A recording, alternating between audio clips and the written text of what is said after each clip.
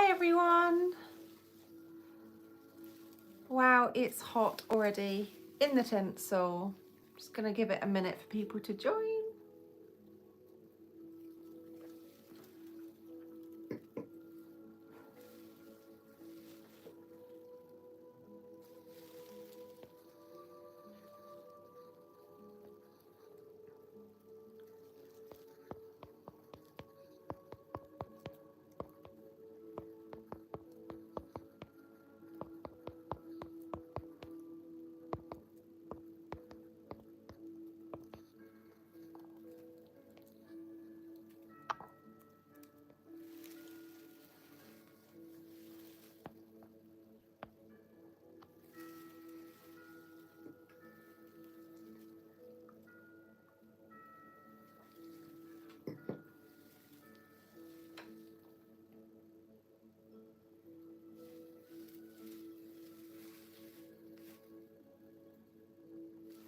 Wow, I think this tinsel might be a mistake. It's quite itchy. Just give it a minute for people to join. Hopefully people can join. A bit of a strange time on a Sunday evening, but I think I'll start anyway. So hi everyone. Thought that I would try out a YouTube live. I had a thought a couple of months ago when I saw a particular book in my local library, and I thought that would be really fun to kind of explore a bit more at this time of year, and basically have a look through some festive food and drink pairings. So that book in question is The Little Library Christmas by Kate Young. It was published a few years ago now, first published 2020 by Head of Zeus.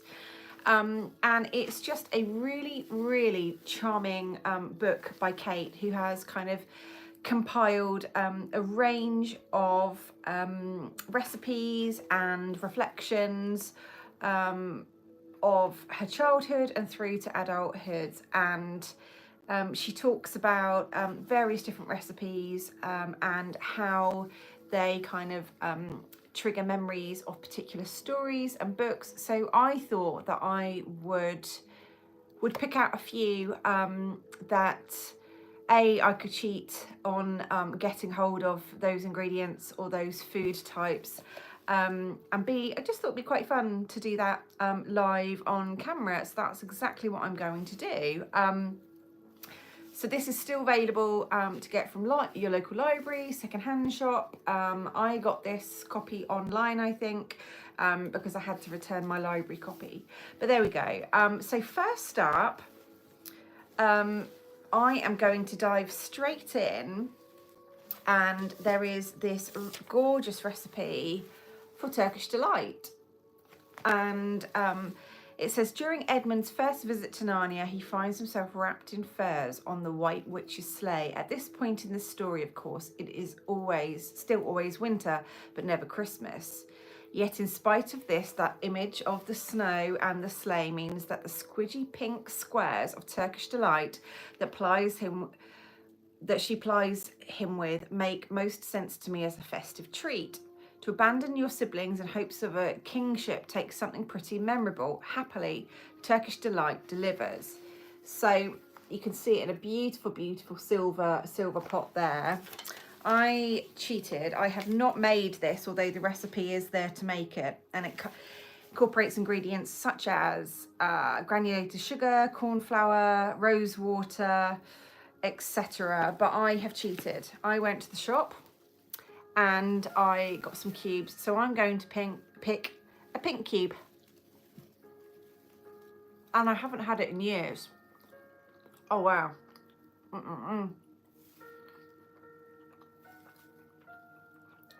The rose is really coming through on that, but it's just cute, isn't it? Bite-sized little sweet treats like that to share at Christmas time, or at this time of year if you don't celebrate Christmas. Wow, that's lovely. Okay, I have managed to find, I can't find my copy of C.S. Lewis's The Lion, the Witch and the Wardrobe. But I have managed to find an excerpt online, which I shall just read aloud now. And I'm not sure which page this sort of relates to in the story, but hopefully you can find it as well. It goes, "It is dull, son of Adam, to drink without eating," said the Queen presently. "What would you like best to eat?" "Turkish delight, please, your Majesty," said Edmund. The Queen let another drop fall from her bottle onto the snow, and instantly there appeared a round box tied with green silk ribbon, which, when opened, turned out to contain several pounds of the best Turkish delight.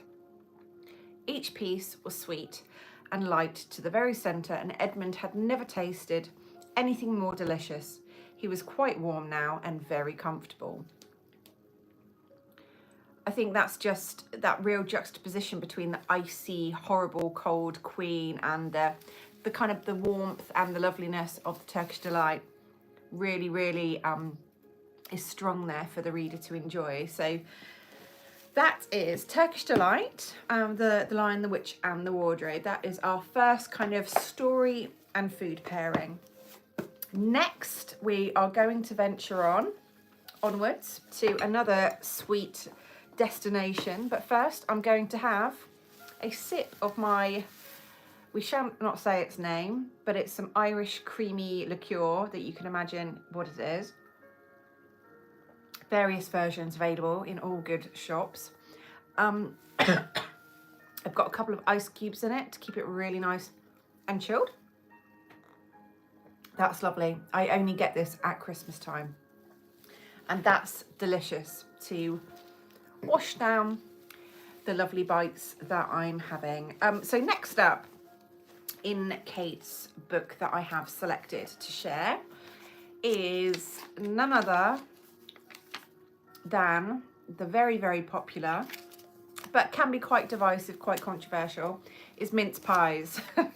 So you'll see here she has the recipe for mince pies. I can't say I've ever made them from scratch. I've always cheated and bought them, but there we go.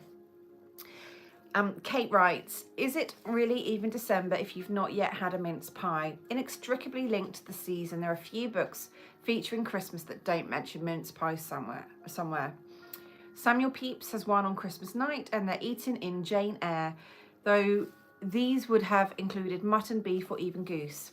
In Kate Atkinson's Behind the Scenes at the Museum, and by the Starcadders in Christmas at Cold Comfort Farm. The first place I remember seeing them was in The Jolly Christmas Postman. The wolf is pulling crackers with our titular hero, and wolfing pies and sherry, a truly iconic combination.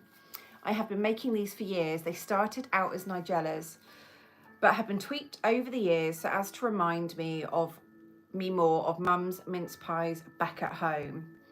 So yeah, honestly, this sounds delicious. It's got the part recipe for mince meats. So it's including things like port wine, brown sugar, ginger, cloves, cinnamon, golden raisins, cranberries, clementines, vanilla extract, honey, etc. And for the pastry, it's obviously got what you would need: butter, flour, clementines, pinch of salt, and however you choose to ice it. And they end up looking stunning like that. So pretty, and yet they will be completely deconstructed once you pop one in your mouth. So anyway, again, like I said, I'm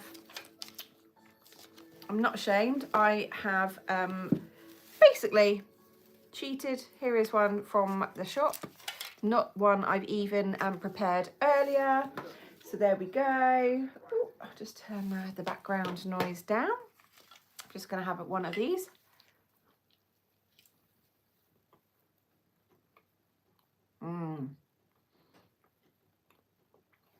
That's lovely. I think the pastry and the mincemeat ratio is very important. Don't know what you think out there, but that is really nice.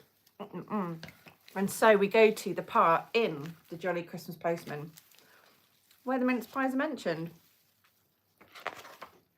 And it goes something like this: a bucket of tea for the postman and 4 and 20 mince pies. Let's have a look. Oh, let's get you around like that. And then it carries on. Off through the snow the postman rides, with more than a meal in his insides. He's all shook up and all of a quiver. And it's not just the cold that makes him shiver. There's a letter he'd rather not deliver to you know who. So that is very cute. I did feature the Jolly Christmas Postman on my video, I think last week, where I was I was showing and telling a little bit about festive fiction for young readers, and this featured in that video.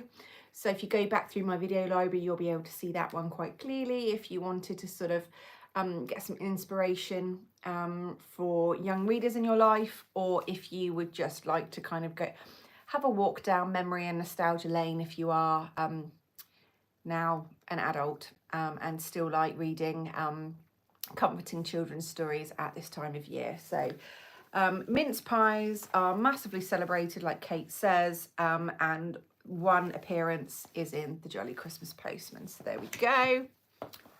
I'm going to have a lovely sip of this cold drink as well. Okay, and what did I sticky tab next? Let's have a look. It is the Christmas pudding.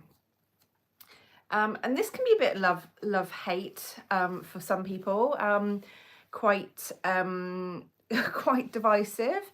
I do like a little Christmas pudding. I think as the season goes, I think everything in moderation. I think because it has got that sort of the layered richness of its ingredients, you wouldn't be able to eat a lot of Christmas pudding unless anyone out there can prove me wrong. But Kate writes, as he heads up to bed on Christmas night, Paddington Bear takes a generous slice of pudding with him. He's worried he might get hungry and doesn't want to take any chances. Despite our extensive Christmas Day menu, I know how he feels. I'm always reassured by the thought that I can pop back to the fridge for a slice late at night, warmed in a pan with brandy butter. And then she goes on to say, this recipe is my great-grandmother's. She's made them annually for all our family. In Queensland, that's in Australia where Kate's from, it was far too hot for pudding, really, but that never stopped us. I've never had a Christmas without one of these. So that's really, really charming. She's got her great-grandmother's recipe here, and it's got ingredients such as flaked almonds, a certain type of Australian rum, some cinnamon, mixed spice, marmalade. Obviously, that really resonates with Paddington Bear and his love of marmalade. And all sorts of things that I won't give away the whole recipe. You'll have to sort of go and root it out yourself if you so fancy making one. But that looks gorgeous, and it's flaming there in the picture. So that's really cute as well. I do have a Christmas pudding, but in terms of here's one I made earlier, or Blue Peter, here's one warmed, and it has to have cold custard, not hot custard, and that is the right way to do it. I am not going to have a visual of one here because if I cook one, I'm just not going to eat the whole thing. But what I did do is I have gone through Charles Dickens' absolute famous festive tale, A Christmas Carol. This was first published back in 1843. And I've just found a passage where they're talking about the Christmas pudding and there's much excitement about it. This is with the Cratchits getting ready, and it goes, hello, a great deal of steam. The pudding was out of the copper. A smell like a washing day. That was the cloth. A smell like an eating house and a pastry cook's next door to each other, with a laundress's next door to that. That was the pudding. In half a minute, Mrs. Cratchit entered, flushed but smiling proudly, with the pudding like a speckled cannonball, so hard and firm, blazing in half a quartern of ignited brandy, and bedight with Christmas holly stuck into the top.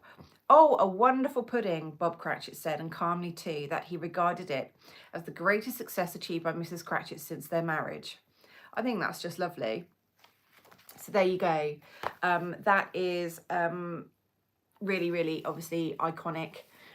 story. It's very, very short actually. It's about 100 pages. It could easily be a Christmas Eve read or a kind of a one sitting read if you so fancy it. But there we go. That is the celebration of Christmas pudding as highlighted by Charles Dickens. So there we go. There's that one. And then last but not least, in terms of this particular book, we have, drum roll please, we have Christmas cake. And look how beautiful that one is. That's just stunning. I really like that it's kind of not, it's not neat. It's just sort of as it happens.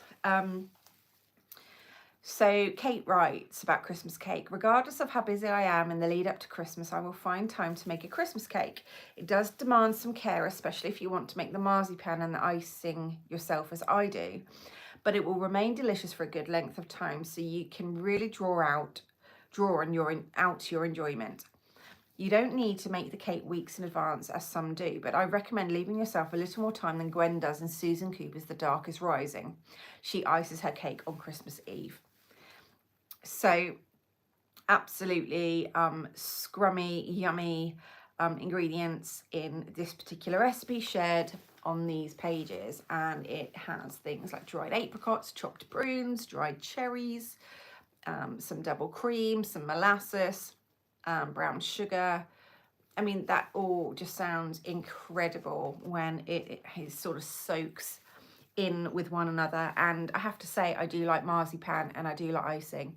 Anyone who doesn't, I can eat theirs quite happily. And yeah, again, marzipan, I'll say the word again, it's quite divisive. And the icing, it's either a love or hate situation, I feel, from friends and family that I have.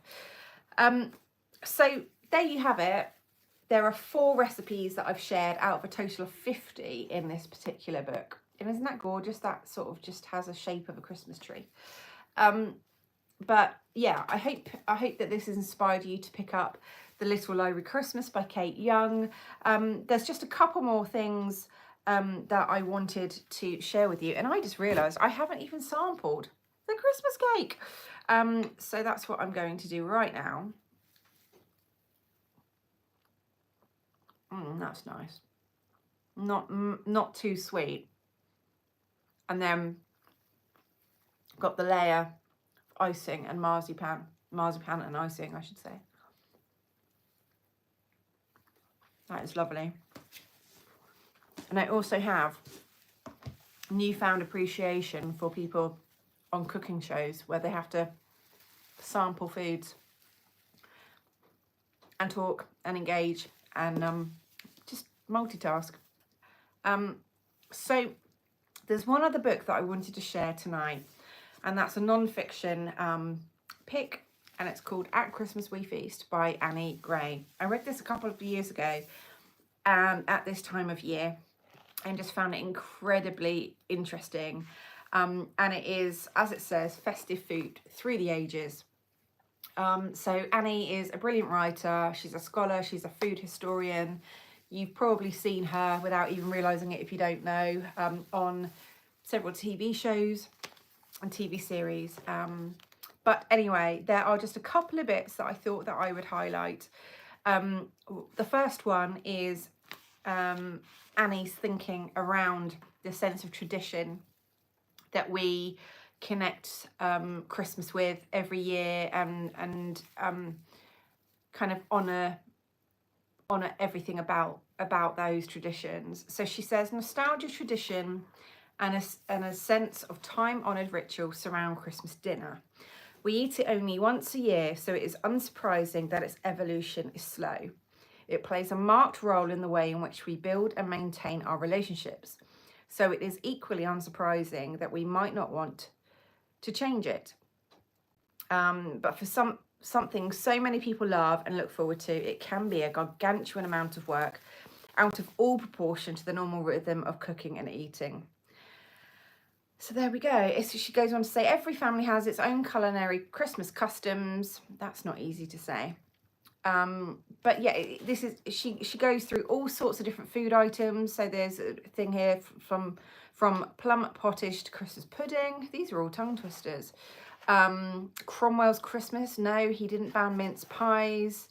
There is a 1660 recipe from Robert May's The Accomplished Cook, and that sounds like a huge amount of food. Haunch of venison, roast turkey, geese roasted, capons, a boiled partridge, a breast of veal, all sorts of things.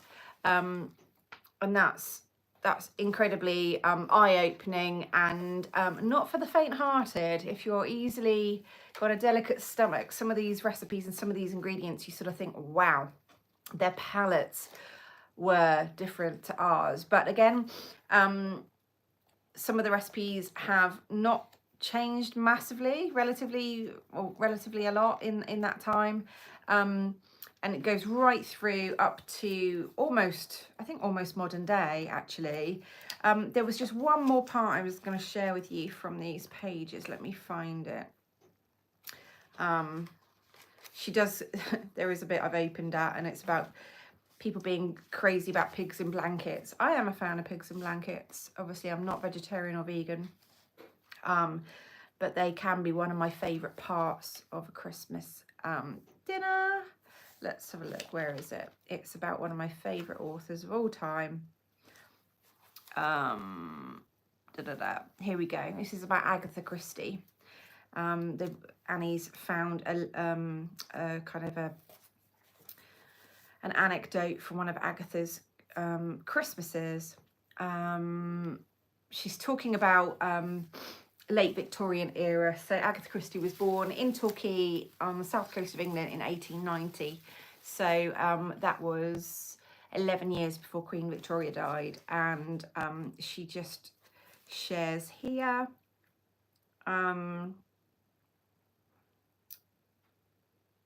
Here we go. I'm just looking for it. Ideals of tradition, stability and celebration collided with a delicious shiver of mild transgression, associations which would only grow when Victorian children grew up and looked back. Agatha Christie looked back on her wealthy pre-war childhood with a typical sense of nostalgia. The Christmas fair was of gargantuan proportions. I was a skinny child, appearing delicate, but actually of robust health and perpetually hungry. The boys and I used to vie with each other as to who could eat the most on Christmas Day. Oyster soup and turbot went down with undue zest, but then came roast turkey, boiled turkey, and an enormous sirloin of beef. The boys and I had 2 helpings of all 3. We then had plum pudding, mince pies, trifle, and every kind of dessert. During the afternoon, we ate chocolate solidly. We neither felt nor were sick. How lovely to be 11 years old and greedy. So I just thought that was a really special kind of window into Agatha's life. I think Annie's done well to kind of weave that in at that particular point, given kind of, as she says, late Victorian time, and what they were enjoying. And I guess it's really, I'm really thankful, as well as obviously the scholars like Annie who are writing about this in massive amount of detail. But if people didn't write diaries or recipes down through those ages, through the centuries, then we wouldn't be able to chart the progress of food and drink in that time. For me, at this time of year, like I said, I do like this kind of creamy Irish liqueur drink, as well as quite traditional sort of sherry or port. But otherwise, let me know kind of how you celebrate at this time of year. Like I said, even if you don't celebrate Christmas, let me know what your favourite festive recipe is, what your favourite kind of drink is, what is the one essential item in your Christmas meal on Christmas Day that you absolutely couldn't not have on your plate. And also let me know if you are a particular fan of Turkish delight, mince pies, Christmas pudding, or Christmas cake. But anyway, I'm going to wrap this up here. But thank you so much for taking the time to watch this, and I shall speak to you all very soon. If I don't speak to you all before Christmas, I hope you have a lovely holiday, however you are celebrating, But yeah, thank you, and I shall see you soon. Bye.